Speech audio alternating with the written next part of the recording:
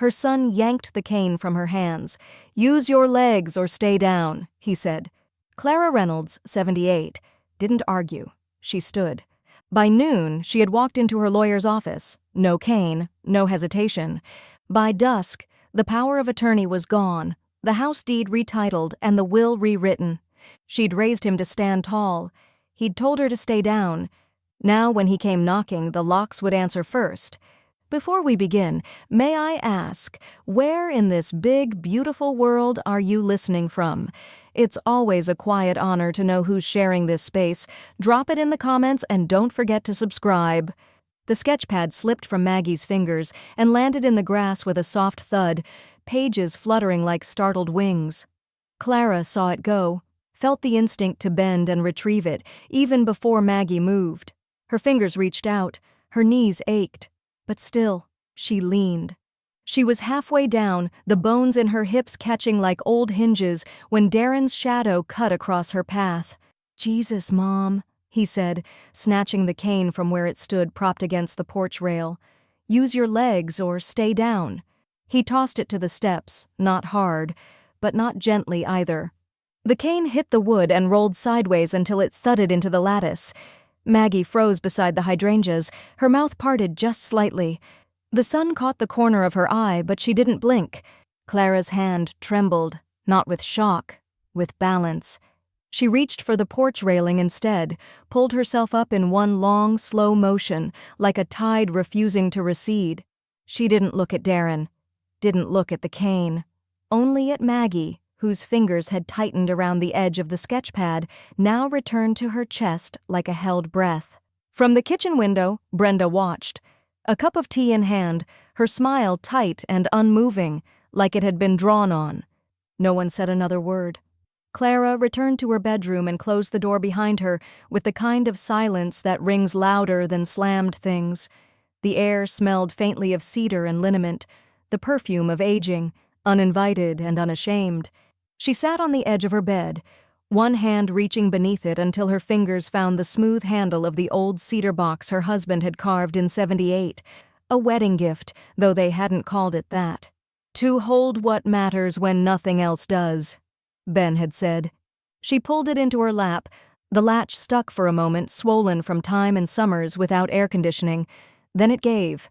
Inside, one navy blue folder, a leather-bound planner, a small packet of bank slips held together with a paperclip, and the will, creased but pristine. Her name was still at the top, his signature still at the bottom. And Darren's? Not where he thought it would be anymore? She rested her palm over the folder, then let her eyes fall closed. Not grief, not rage, fuel. Twilight brushed against the edges of her curtains when Maggie knocked once and peeked in.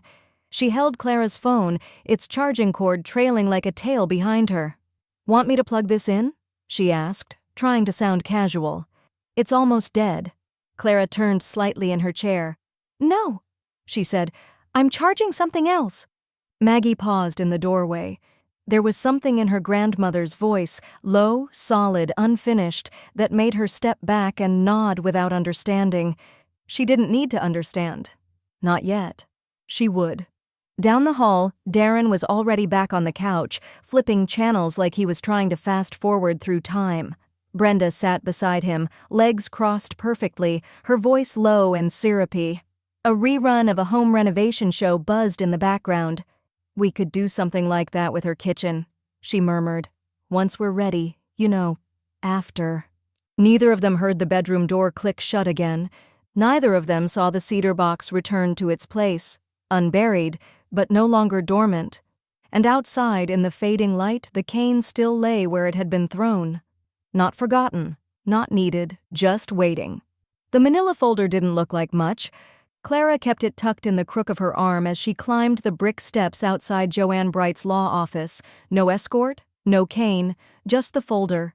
And the same jacket she wore to Ben's funeral, thick wool, bone-colored, with reinforced buttons that didn't budge unless you meant them to.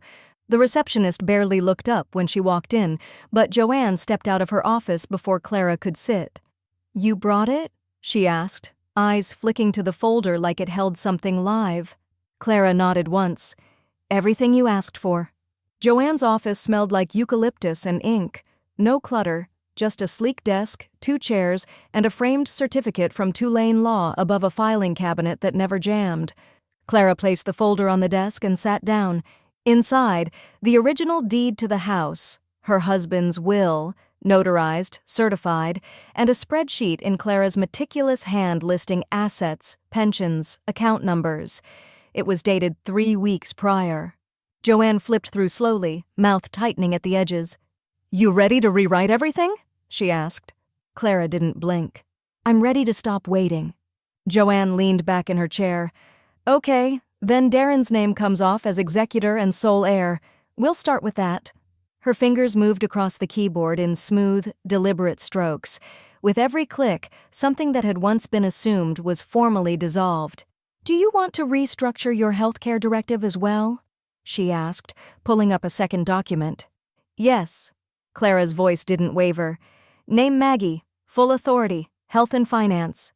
Joanne tilted her head, surprised but impressed. "She's young. She listens."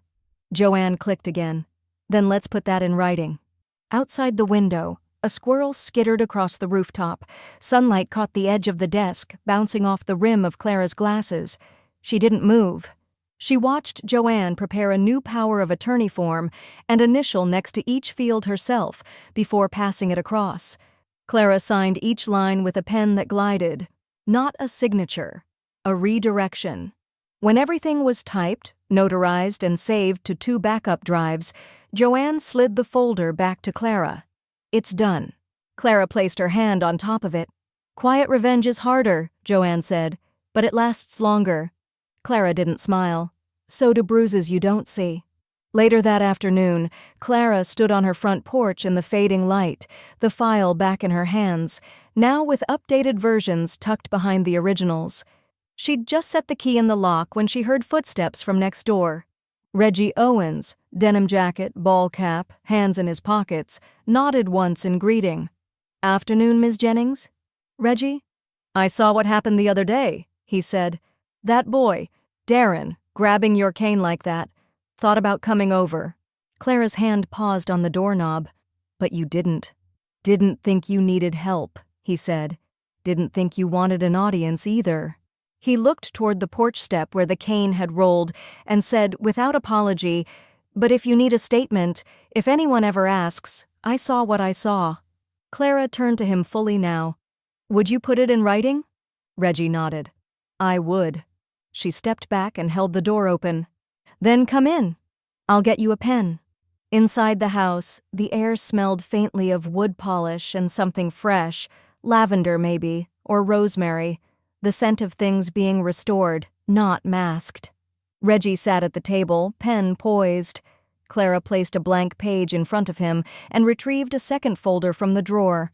One marked, Witnesses. As he wrote, slowly and in all caps, Clara watched the last of the afternoon light fold across her kitchen tiles. Her cane sat leaning against the wall, untouched, by choice. And on her desk, just beneath the sealed envelope labeled Healthcare Proxy, was a sticky note Maggie had left that morning. It read, "Don't forget to charge your phone today." Clara read it again, then whispered to herself, "I didn't forget. I just used the charge somewhere better."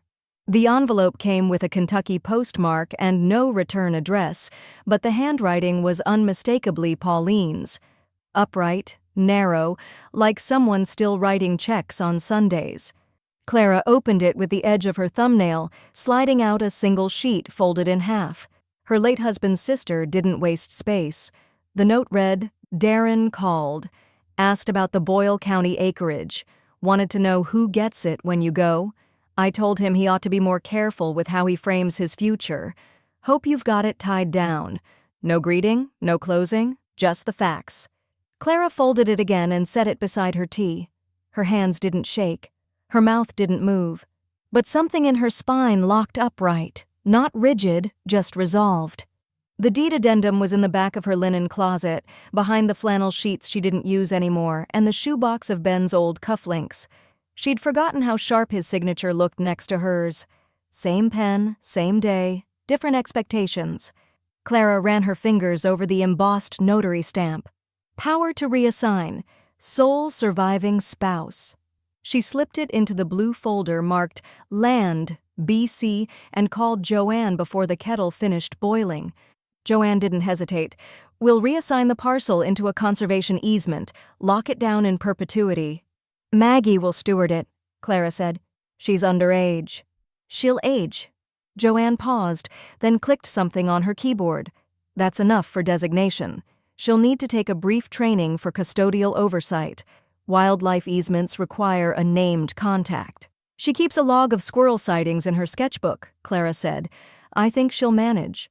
They shared a silence that felt more like approval than pause. By noon, the papers had been drafted.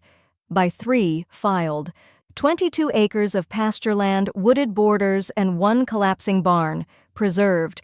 No subdivisions, no permits, no new construction allowed, not without unsealing the dead. That evening, Clara's phone buzzed. Darren's name blinked across the screen like a notification she hadn't requested. His message read, thinking about fixing up the old barn, maybe building something for weekends, could be a cool Airbnb spot. Clara stared at the screen for a moment, then typed back, be sure to get permission from the birds. She hit send, didn't wait for a reply. Maggie was sitting on the porch swing later, knees pulled to her chest, pencil in hand. She looked up as Clara stepped outside, phone still in her palm. Everything okay? Maggie asked, motioning to the screen. Clara handed it over. Maggie read the last message, eyebrows lifting. Wait, what does that mean? Clara lowered herself into the rocking chair. It means your uncle's going to learn what it feels like to be excluded from a conversation that was never his to start with. Maggie blinked, unsure, then laughed. He won't get it. Clara rocked once, slowly. Not yet, but he will. The next morning, a man from the Conservation Stewardship Board left a voicemail. Ms. Jennings, just confirming parcel transfer for Boyle County Lot 417. Full receipt filed. Steward contact listed as Margaret Jennings, age 17. We'll schedule a call for compliance orientation next week. Clara saved the voicemail, then forwarded it to Maggie. She found Maggie later in the living room, feet up, earbuds in, watching a video on how to log bird migrations with GPS timestamps. You don't have to take it seriously, Clara said, sitting beside her. Maggie turned, grinning. But I want to. Clara looked at her, really looked, not as a granddaughter, not as a child, as the person Darren had already failed to notice was being handed the map while he argued over the road. Then you should, Clara said. Maggie nodded, eyes bright. Thanks for whatever this is. Clara placed a hand over hers. It's called being trusted. Back in her room, Clara folded the deed addendum and tucked it behind the will again, not because it was needed anymore, but because it had served its purpose. The land wasn't floating, it was anchored, by someone who knew the value of stillness. Clara set the living room just as she liked it, no lights, just the slow filter of late-day sun through the lace curtains. The good coasters were out, not because they deserved them, but because she wanted the moment to feel deliberate. Darren and Brenda arrived 10 minutes late. Brenda knocked like she lived there. Darren didn't knock at all. He just walked in, letting the screen door slap shut behind him. Smells like lemon polish, Brenda said, wrinkling her nose. You've been busy. I keep it clean, Clara said from her chair, unmoving. They sat across from her on the love seat. Darren leaned back, knees spread, the way he did when trying to dominate a room without saying much. Brenda crossed her legs and folded her hands over her knee like a talk show guest. We've been thinking, Brenda began, her voice prepped with polite concern, about your care plan. Long term, I mean. You're independent now, of course, but things change. Clara nodded slowly. They do. Darren jumped in, eager. And we just want to make sure everything's covered. Bills, access, transition planning, that kind of thing. We've got ideas. Brenda smiled thinly. Thought we could go over it, as a family. Clara reached to the end table without looking, pulled a sealed envelope from the drawer, placed it on the coffee table between them, perfectly centered on the glass. I've updated everything, she said calmly. Brenda looked at the envelope. What is it? Darren narrowed his eyes. This better not be one of your guilt tests. Clara tilted her head. No. This is your disinheritance notice. The words didn't rise. They landed, flat, firm, not a tremor in them. Brenda blinked. Excuse me? Clara didn't repeat herself. She didn't need to. Darren leaned forward, palms flat on his thighs. Is this some kind of punishment? No, Clara said, standing. Her knees were stiff, but she rose slowly, deliberately. It's a boundary. Brenda scoffed. You're just confused. Or angry. Clara walked toward the hallway, leaving the envelope where it lay. Both are allowed. Neither are mistakes. They sat in silence. The kind of silence that doesn't settle, it stings. Back in her bedroom, Clara didn't close the door. She didn't have to. She could hear them. The rustle of paper as Darren opened the envelope. The low whisper as Brenda hissed something about contesting. Darren muttering about checking with a lawyer. More silence. No one raised their voice. That's the thing about entitlement. It always assumes the door will remain open, even when it's been shut with a velvet glove. She heard them leave. Darren didn't say goodbye. Brenda's perfume lingered longer than she did. Clara waited a full 5 minutes, then emerged. The envelope was gone from the table, but the coaster beneath it remained. No ring, no mark, just the ghost of something that thought it had weight. That night, Clara wrote one sentence in her journal, just below a list of updated passwords and account notations. I didn't speak to wound them. I spoke to remove the knife from my own back. She capped the pen, turned off the light, and slept with the window open, letting the cool air in without asking who it belonged to. Outside, the porch light flickered once, then steadied. Down the block, Reggie watched their car pull away too fast. He didn't wave. He just leaned back in his chair, arms crossed, and muttered to no one in particular, "Took her long enough." It began with a single lap around the block. Clara stepped off her porch just after dawn, no cane in hand. Her shoes were low and worn, the same pair she used to wear for gardening. The first few strides were cautious, knee joints tight from disuse, balance not yet second nature. But she kept going. Past the Jennings mailbox, past the fire hydrant where the azaleas spilled over the sidewalk, around the corner and back again. Reggie was already on his porch, coffee in hand. "Need a spotter?" he called. "No," Clara replied, her voice even. "I just need the pavement to hold." He nodded once and watched her go. By the end of the week, she was doing 2 laps. Then 3. Each morning, same time, same route. No fanfare, no announcement, just movement. The neighbors noticed. "Look at her go," someone muttered near the hedge. "No cane either." "She's stronger than she lets on," another whispered. "Always was, I guess." Reggie joined her around day 10.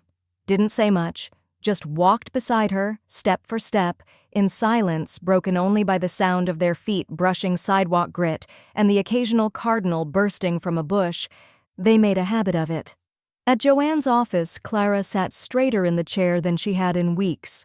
"Time to move the rest," she said, sliding a folder across the desk. "Every account, every policy, pension, savings, insurance, all of it." Joanne opened the folder.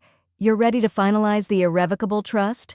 "I'm ready to build something they can't unravel." Joanne clicked her pen. "Then we'll tie every asset into one holding structure, Maggie as successor trustee. You retain full control, but they can't touch a dime without a crowbar and a court order." Clara didn't hesitate. "Do it." That afternoon, Maggie sat cross-legged on the living room floor, a stack of printed forms spread out like tarot cards between them. "Do I really get to help decide this stuff?" she asked, brow furrowed. Clara watched her closely. "If you can see the damage, you can help prevent it."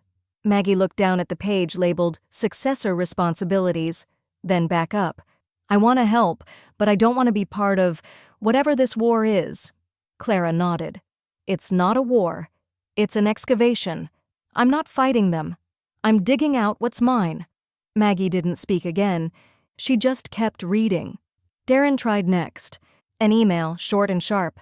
"Need copies of tax filings. If you can't pull them, I can forward your login to Brenda's CPA." Joanne flagged it before Clara even saw it. "Do not reply," she said. "I'll issue a legal block. He has no standing now." Clara read it once, deleted it. Didn't feel anger, just the cool click of a lock sliding into place. Brenda came in person, showed up on the porch one afternoon with a Tupperware dish wrapped in a gingham towel. Her smile was syrupy, her hair too done for the heat. "I baked those cookies you used to like. Thought maybe we could chat. Just us girls." Clara didn't take the container, didn't invite her in. She looked Brenda in the eye and said, without softness, "The girls are fine without your recipes." She closed the door, quietly. Brenda stood there for a moment, hand still holding the cookies like an unanswered question, then turned and left. That night, Clara sat at the kitchen table with her ledger open, the new trust documents signed and sealed. She flipped to a fresh page and wrote, "They took the cane, so I learned to walk without it." Outside, the street was still. The porch light stayed off. At 2:13 a.m., Clara's phone buzzed. A legal notification pinged across her screen. Formal petition filed. Request for elder review and capacity reassessment. Filed by Darren Jennings. Grounds: suspected undue influence, irregular estate activity. Clara read it once, then smiled. Not because she was surprised, because they were finally showing their hand. And she'd already stacked the deck. The knock came at 9:02 a.m., sharp but measured, not the kind of knock that assumed ownership, just protocol.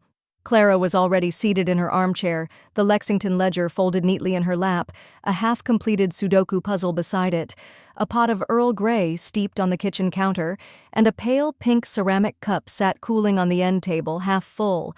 Maggie opened the door.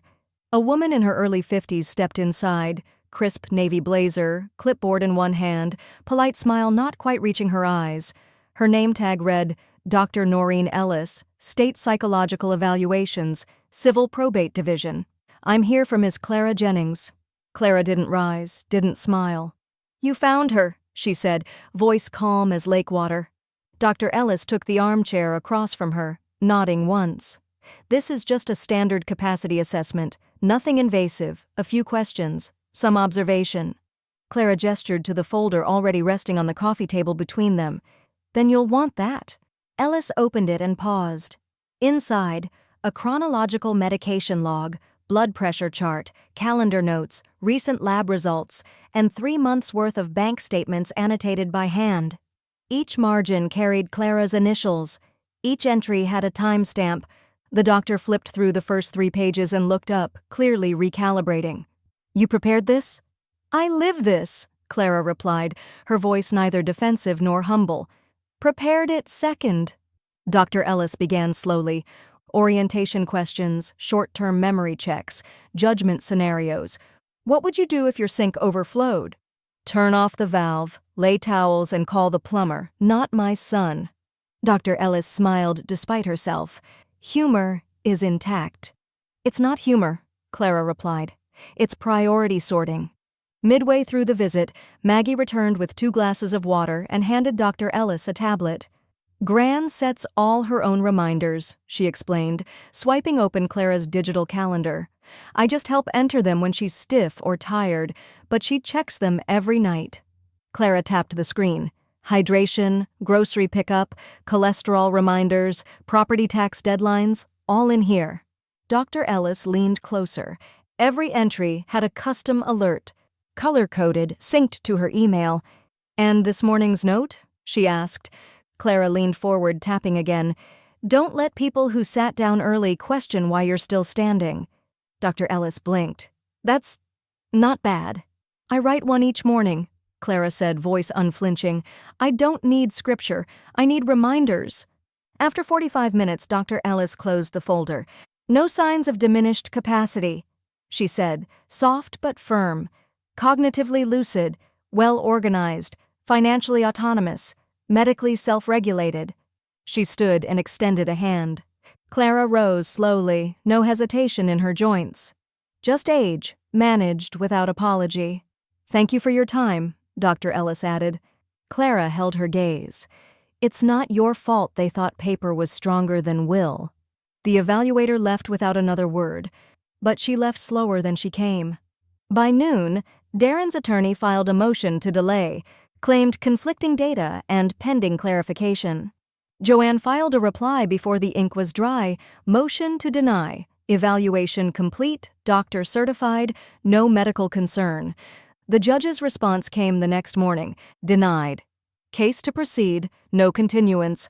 Filed into public record. Joanne called Clara just before lunch. He'll be furious. Fury implies shock, Clara said. He's too practiced for that. Joanne chuckled.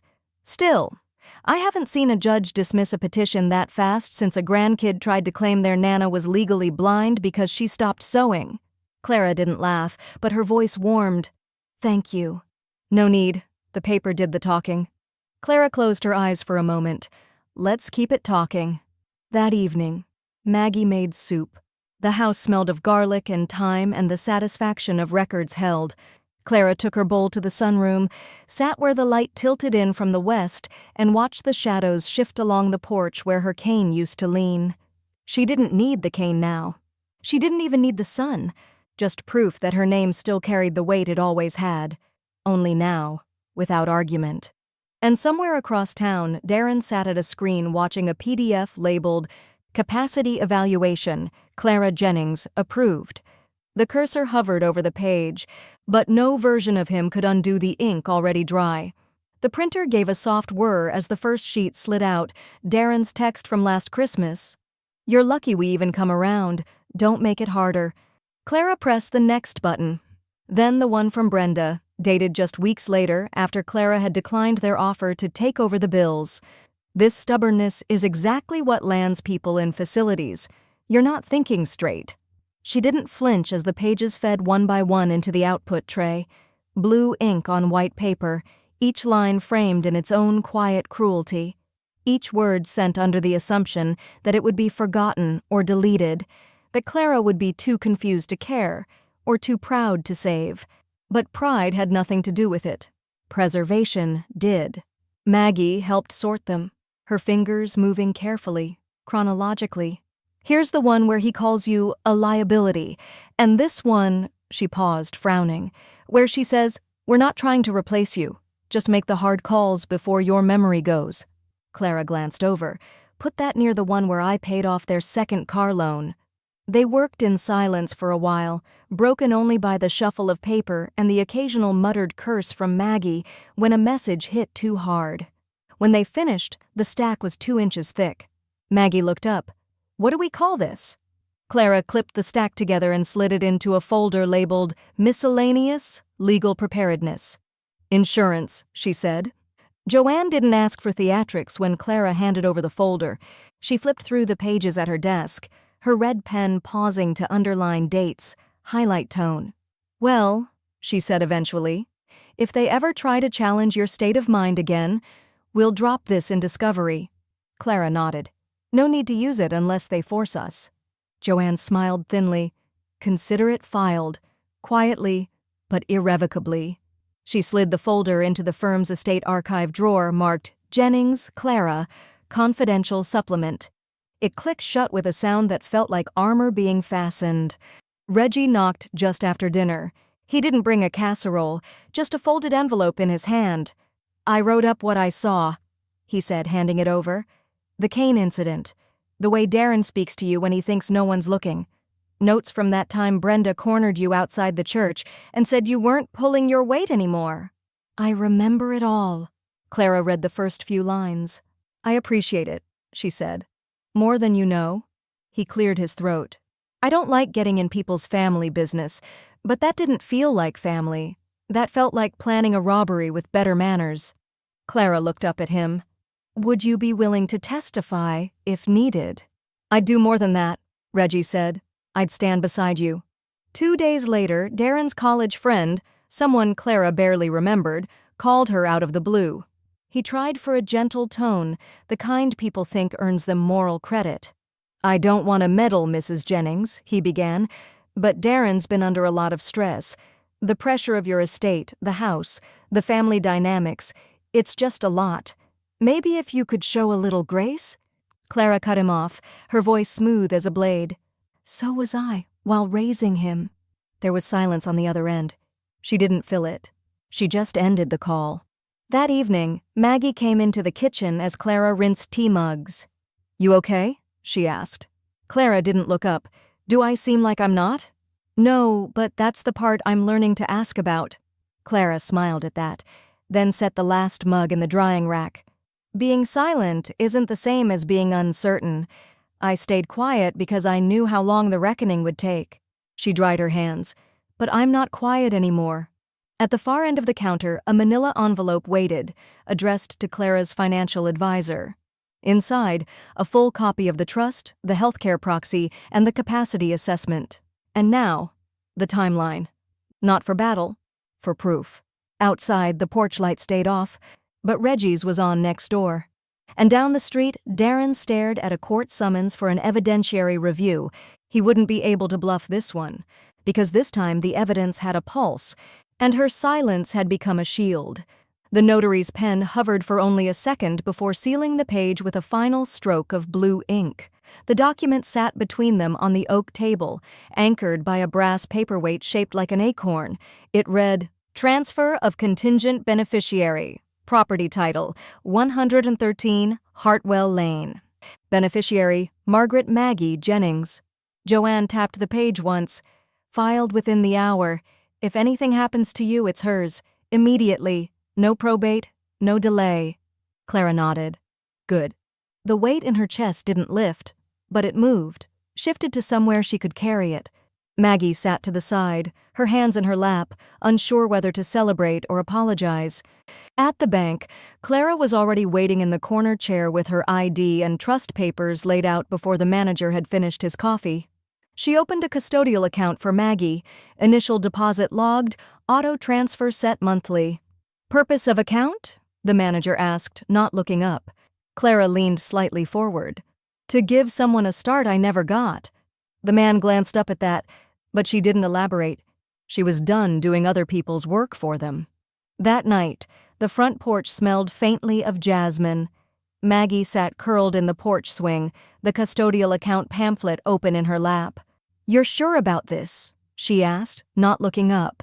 "You really think I deserve all of it?"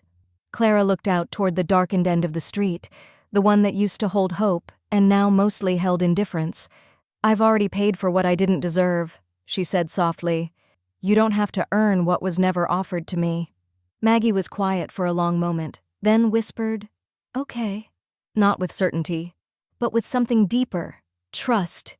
Joanne came by the next morning, her briefcase thinner than usual. "I've drafted the legacy trust," she said, sliding a single folder across the kitchen table. "Just Maggie, no secondary heirs, no charitable remainders, simple, sealed, direct." Clara flipped to the signature page. Her name went down steady. Maggie's would be added in time. Joanne didn't say much. She just closed the file with a click and said, "This one will outlive all the noise." Later that day, Clara's voicemail pinged with a message. Brenda's voice too cheery by half. "Hi, Clara. Just thinking about everything lately. Darren's still upset, of course, but I keep telling him we're still family, you know? Just let me know when you're ready to talk, or maybe we can come by.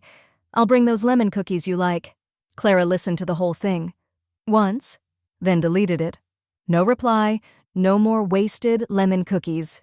That evening, Clara sat on the back step with her hands in the soil. Not planting, not pruning, just grounding. Maggie joined her, barefoot, journal in hand. "You ever think they'll stop trying?" she asked, eyes toward the horizon.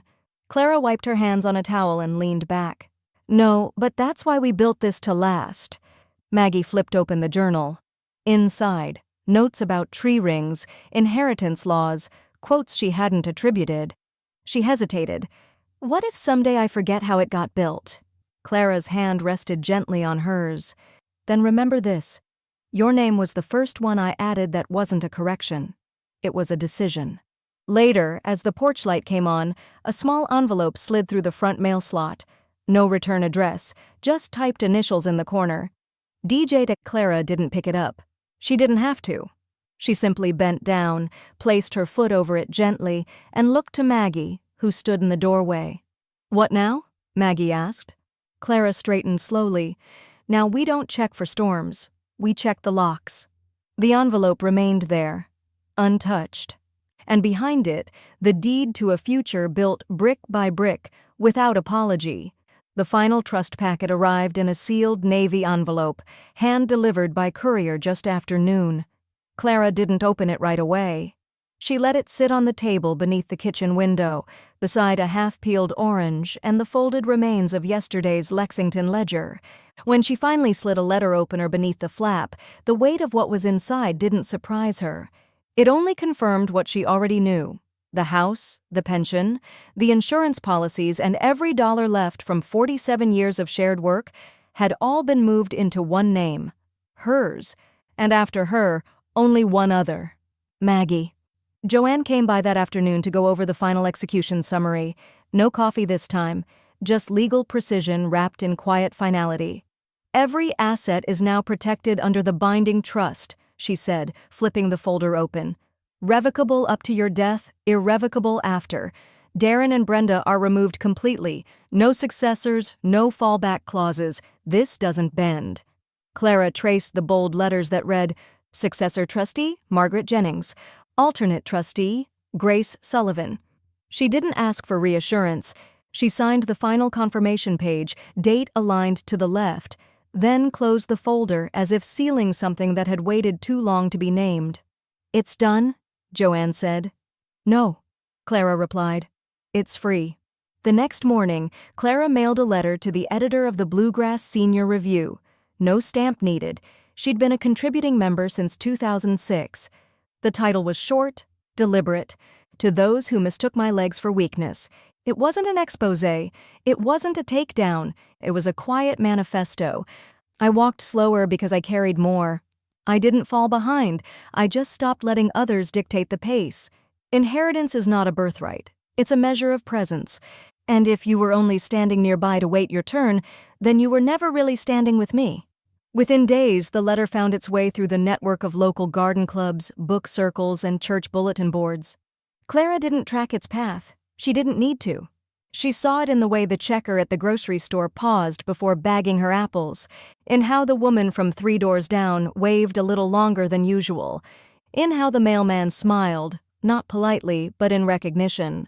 4 days later, there was a knock at the door, light, hesitant. Clara opened it to find a woman with gray curls tucked beneath a ball cap, holding a plastic binder to her chest. "You don't know me," she said, "but I read your letter. My daughter printed it out and left it on my dresser. I haven't updated my will in 10 years. She looked down, then back up. "But I'm going to." Clara said nothing for a moment, then opened the door just wide enough. "Come in, I'll make tea." That evening, Maggie watched from the edge of the porch as Clara stood with the woman beside the garden bed, pointing out which roots needed trimming and which would grow back stronger with less interference. "They're hardy," Clara said, gesturing to the sedum. "People underestimate what doesn't bloom loud." The woman nodded. "You just saved me. You don't even know it." Clara didn't correct her. She just knelt, pressed 2 fingers into the soil, and smiled. That night, Clara placed the legal trust in her desk drawer, wrapped in a silk scarf Ben had given her for her 50th birthday. Not to hide it, but to keep it from dust. The doorbell rang once just after midnight. No voice, no knock, just a quiet thump on the step. When Clara opened the door, she saw the envelope, this time from a firm out of Louisville. Inside, formal petition to reopen estate review, filed by Darren Jennings, claiming undue influence by Margaret Jennings and attorney Joanne Bright. Clara's hands didn't shake. She read every word, then calmly placed it in the folder labeled Attempts. Beside it, she wrote a single note in her ledger. "Entitlement always fights louder once it realizes it's been evicted." Across town, Darren stared at a phone that refused to ring with sympathy. Brenda scrolled through old texts, searching for language they could no longer take back. And back on Hartwell Lane, Clara tucked the blanket around her legs, eyes on the porch where Reggie's light still burned steady. Because some things once claimed never need to be reclaimed. Major twist number 2, Darren's last-ditch legal strike has begun, but the house, the trust, the truth, they've already slipped from his reach. The cane wasn't for weakness, it was for memory. Clara gripped it loosely in one hand as she entered courtroom 2B, her other arm steady at her side, a black accordion folder tucked beneath it. She walked with deliberation, neither fragile nor proud, just as someone who had no reason to hurry. Maggie followed a few steps behind, hair pulled back, spine straight, her boots clicking quietly on the polished tile. Joanne was already seated at the front table, glasses low on her nose, her pen unsheathed like a weapon waiting to be summoned. Darren looked up from the petitioner's table and froze. He hadn't expected the cane. He hadn't expected her to walk in under her own power at all. The judge, a man in his early 60s with close-cropped gray hair and the demeanor of someone who didn't care for theatrics, glanced down at the case summary. "Petition for capacity reassessment," he said, alleging undue influence, potential cognitive decline, and estate manipulation. He looked to Darren's attorney, a sharp-jawed associate from the Louisville firm. "Mr. Carlyle, you may proceed." Carlyle stood and launched into phrasing built for doubt. She's acted with increasing secrecy, removed family from legal documents, and redirected significant assets to her granddaughter and personal attorney. The question before the court is not whether Ms. Jennings is kind, but whether she's competent. He smiled thinly. "We argue she's been steered." Joanne rose next, voice even. "What they call steering, Your Honor, is called clarity. We have no burden of proof today, but we brought it anyway." She placed 2 exhibits on the bench, Clara's capacity evaluation from Dr. Ellis and the certified trust documents, time-stamped and notarized. "We also bring testimony." Maggie took the stand first. Her voice didn't tremble. It didn't soar. It settled. "She didn't ask me to help because she was weak," Maggie said. "She let me help because I was already there, before the fights, before the paperwork, before the cane." She paused, looked at Darren. "She helped me more than I helped her. You don't see that because you were never watching." Next came Reggie, ball cap off, shirt tucked in, boots polished. "They treated her like she was dying," he said plainly. But she was planning. She was walking the block before sunrise while they were filing papers behind her back. He glanced toward Clara. "She doesn't need me to speak for her. But if I didn't, that'd be the real failure." Carlyle tried to interject. Twice. The judge lifted a hand. "I've read the evaluation," he said, tapping the report. "Doctor signed. Observed, verified. No signs of impairment. No undue influence." He turned to Darren, whose eyes darted between the exhibits on the bench and the cane now leaning against Clara's chair. "You brought a claim with no new evidence, no medical basis, and no standing." He tapped his gavel once. "Fraud claim denied. Petition dismissed. Further filings of this nature will be considered frivolous and subject to sanctions." Clara didn't move, didn't blink, just nodded once.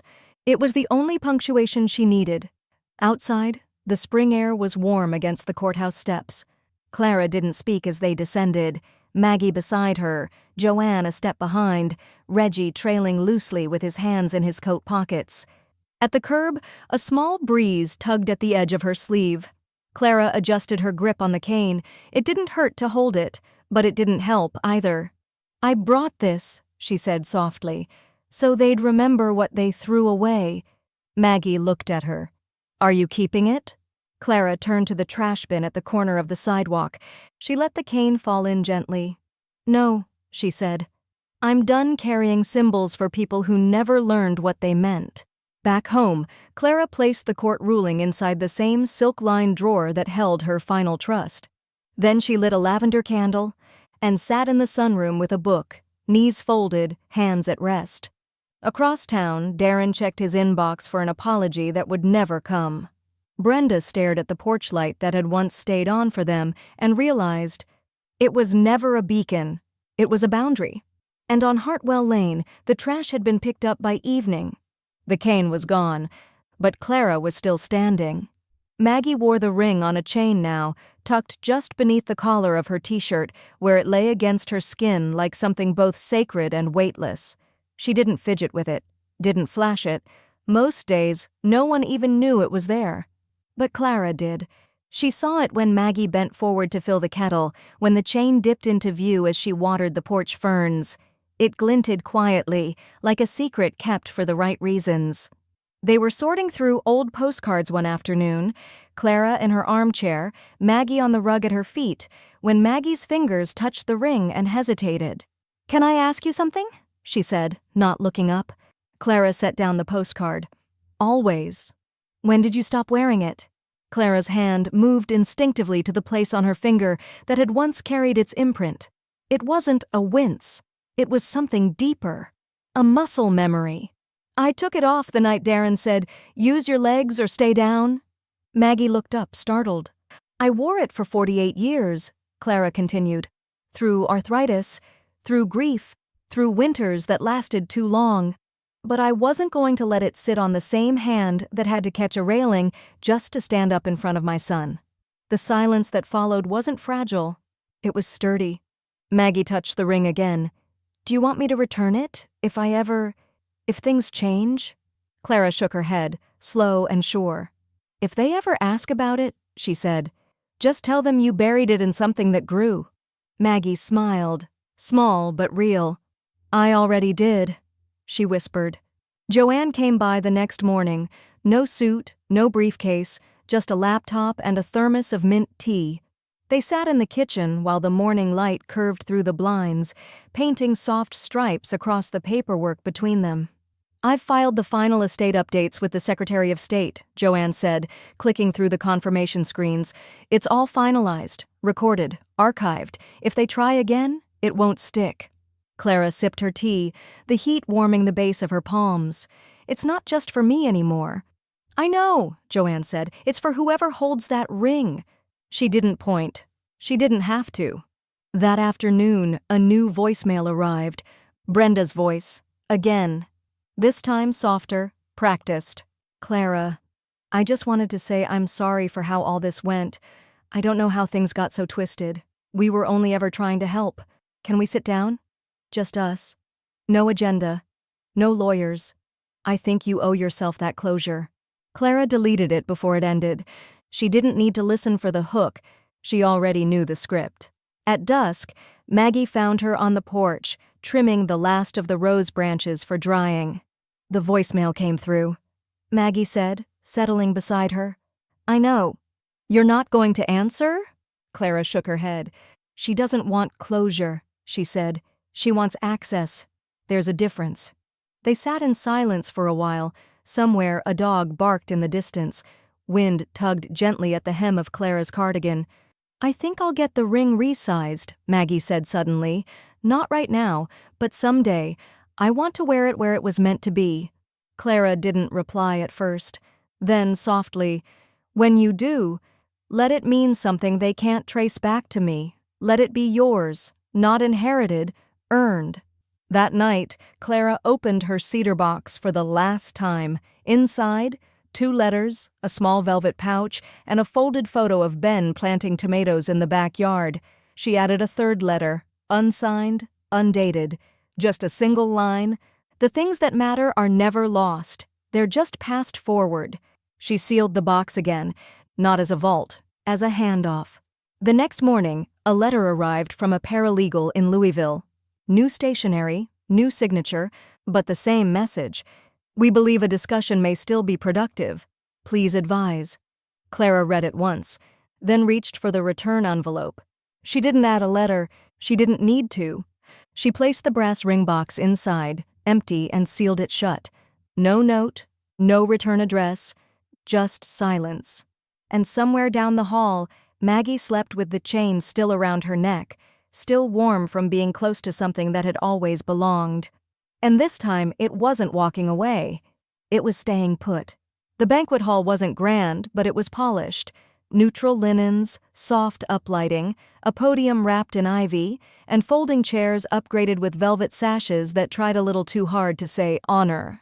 Clara sat quietly at table 4, her hands folded over her lap, one of Maggie's sketches tucked discreetly into her purse. She wore the same navy blouse she'd worn to Ben's retirement dinner and the same earrings she'd almost pawned once during the lean years. She didn't wear anything borrowed, nothing needed to be. When they announced her name, Clara Jennings, recipient of the Hartwell Civic Dignity Award, Maggie was already filming. Clara stood without hesitation. No cane, no assistance. Just her. At the podium, she didn't clear her throat or fumble with pages. She unfolded one small slip of paper and placed it on the stand like a grocery list, necessary, but brief. "I've been told I should thank everyone," she began, "but I won't. Not everyone helped me get here." A ripple of quiet laughter moved through the room. Respectful, awake. She continued, "No one takes your dignity. They wait for you to hand it over. Sometimes they call it love. Sometimes they call it concern. But really, it's just control in kinder clothes." Her fingers didn't tremble. She wasn't reading. She was remembering. "And when you finally say no, when you stop waiting to be asked nicely, they call it bitterness or revenge or being unwell." She paused. "They're wrong."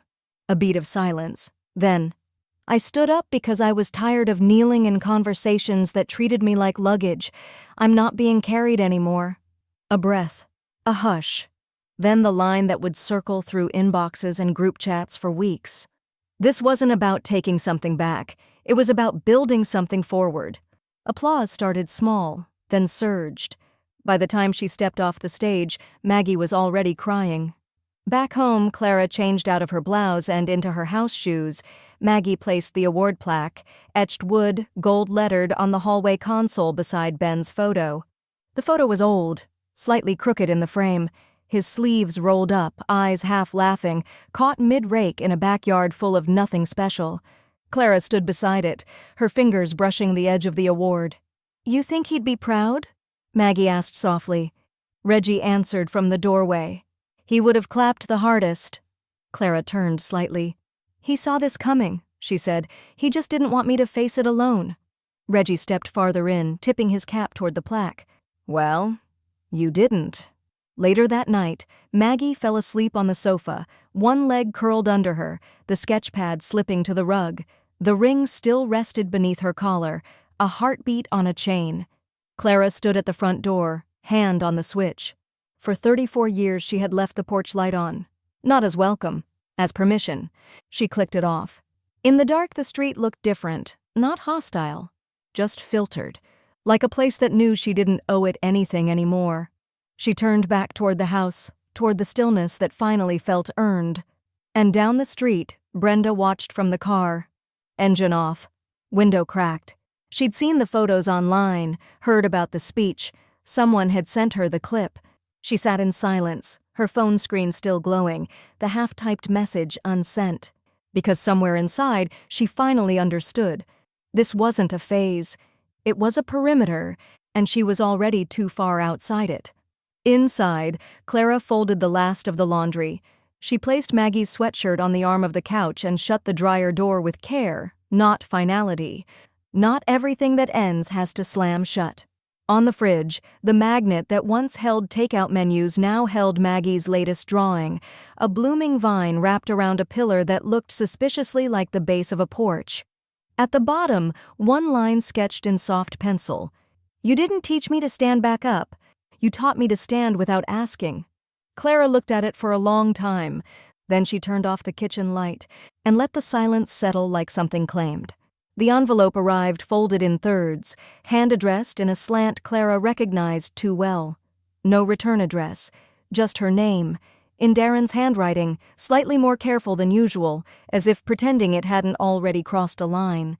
Clara didn't open it. She didn't even bring it inside. She stood in the garden, fingers pinched around its edge like it might bite. The sky was a low watercolor gray, and the breeze pulled at her cardigan like a whisper trying to decide if it mattered. Maggie watched from the porch. She said nothing. Clara lit a single match and fed the letter to the flame. The paper curled slowly, darkening along the edges before the center caught. The handwriting dissolved first, like intention surrendering before confession. Maggie stepped down into the yard, the hem of her jeans brushing the dew-wet grass. Clara didn't look at her. She didn't need to. "Some stories," she said as the last black curl turned to ash. "Don't need sequels." Maggie nodded. "Then I won't ask what it said." Clara smiled faintly, not proud, just steady. "That's why you get to be in the next one." That evening, Clara sat at the kitchen table with a new sheet of stationery, the kind she saved for condolences or beginnings, and this was a bit of both. She wrote slowly, one sentence, nothing more. This was always yours, because you never asked. She folded it once, slipped it into an envelope, labeled it in clean black ink, to be opened only after I'm gone. Recipient, Margaret Jennings. She didn't cry. She didn't need to. The letter wasn't a farewell. It was a receipt for something quietly earned. The next morning, Joanne arrived with her hair still wet and her coffee half finished. "No more meetings," she said, "just final filings. Everything's recorded, certified, archived. Darren can't claw through it, even with new counsel." Clara accepted the final packet, 3 documents, a seal, and a final notarization receipt. "Congratulations," Joanne said gently. "It's done." Clara glanced toward the sunroom, where Maggie's sketch of the vine still hung above the shelf. "No," she said, "it's planted." That afternoon, Maggie returned from the post office with 2 boxes of envelopes for Rootline. Submissions were coming in faster now, women writing about boundaries, redefinitions, and what they refused to apologize for anymore. She set the boxes down just as Clara was tucking the sealed letter into the back of the cedar box. "You filing more paperwork?" Maggie teased, wiping her hands on her jeans. "Just one," Clara replied, "but it might be the most honest thing in the whole house." That night, Clara slept. Not just rested, not the way grief naps when it's tired of fighting, but deeply, uninterrupted. She didn't check the locks, didn't check her phone. She left the window open, the air soft and thick with honeysuckle, and let her body sink without resistance into a bed that no longer held weight from other people's choices. Down the hall, Maggie sat cross-legged on her bed, writing a new Rootline entry. The title, "Inheritance Isn't a Favor. It's a Trust You Prove You Deserve." She signed it simply, MJ, Lexington, KY. And beneath it she sketched a vine. It wasn't curling toward anything. It was rooted and reaching. The next morning, a neighbor Clara barely knew dropped off a bouquet of sunflowers. "Just because," she said. "Your granddaughter helped my niece. Sent her some links. She's leaving a man who never thought she'd walk." Clara placed the flowers in Ben's old mason jar and set them by the front window. She didn't say thank you, she just nodded, because this was no longer a thank you season. It was harvest. Clara moved through the house like she was reading a book she'd already memorized. She didn't touch anything, didn't straighten frames or dust shelves, just looked. The living room still smelled faintly of rosemary from the candle Maggie gave her last Christmas. The armchair by the window bore the soft indent of nights spent rereading pages she already knew the endings to. In the hallway, the light flickered once, then held, like a pulse finding its rhythm again. She paused in each room, not to say goodbye, to witness. In the bedroom, she pulled the cedar chest forward 2 inches and peeled the label from the file drawer. Household, legal, backups. She replaced it with a new one, simple, handwritten, not for auction. The ink sank slightly into the wood grain, like the truth finally found a surface it could keep. By the kitchen phone, Clara opened her emergency contact list. A manila page yellowing at the corners, filled with numbers no longer in service, and names she hadn't said aloud in years. She drew a single line through 6 names, folded the page cleanly, slipped it into the shred bin. On a fresh sheet, she wrote, "Primary contact, Maggie Jennings, mobile ending in 0623. Secondary, Joanne Bright, direct line." She didn't need a third. Not anymore. Later that morning, Reggie arrived with a rose bush wrapped in burlap and patience. He didn't ask why she picked that spot, right beside the walkway, between the porch and the first step. He just dug the hole. "New one?" he asked, wiping his brow. Clara nodded. "She's called Second Bloom." Reggie looked up, amused. "That you or the rose?" Clara smiled. "We're still deciding." They didn't speak after that. Not until the last bit of soil was tamped down and the roots were covered. Inside, Maggie brewed tea and printed the next batch of Rootline letters. She clipped 2 with gold fasteners and slipped them into envelopes addressed to women she'd never met but already admired. One of the envelopes held a letter that began, You helped me realize silence isn't the same as safety. The second one ended with, you didn't pass down guilt, you passed down permission.